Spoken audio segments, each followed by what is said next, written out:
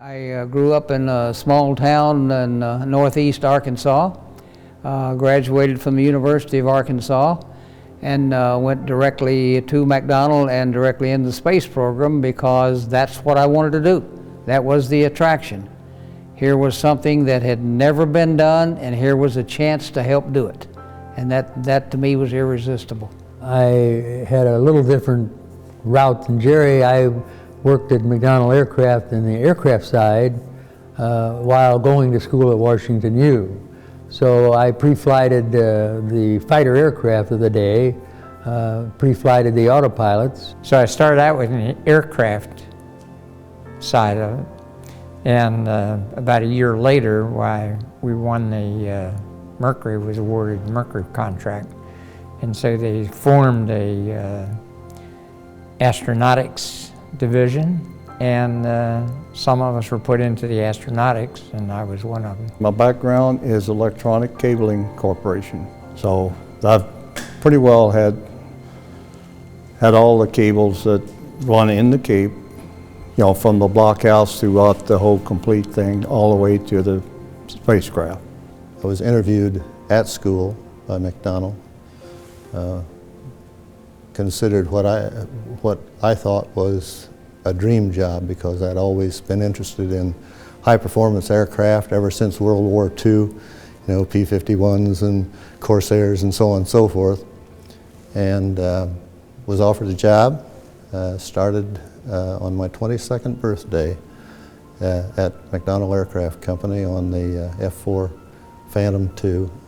I worked for McDonnell Aircraft Company when the Mercury, Gemini, and Skylab were designed and built there. This is Mac calling all the team. This is Mac calling all the team.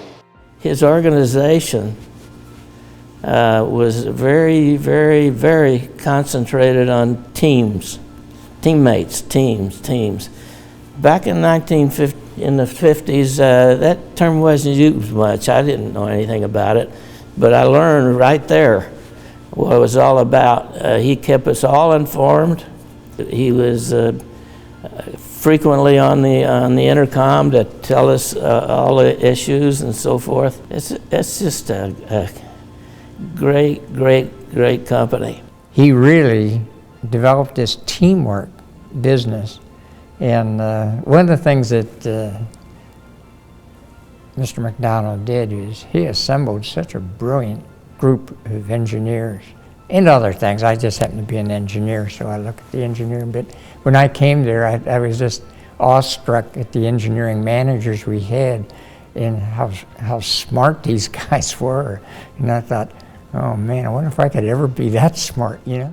He was a visionary, he was a tremendous leader. He surrounded himself with a leadership that was very similar to the way he operated. And there was a great loyalty to his employees, and I think his employees responded with great loyalty to he and the company.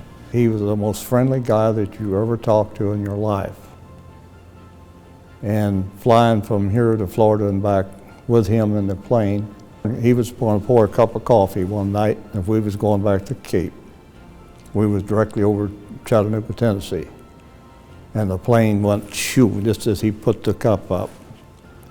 And he didn't say anything about it. We didn't say anything about it. When I turned in my trip report, was on the bottom of it $125 for a new suit. But all four of us in there with him got a new suit.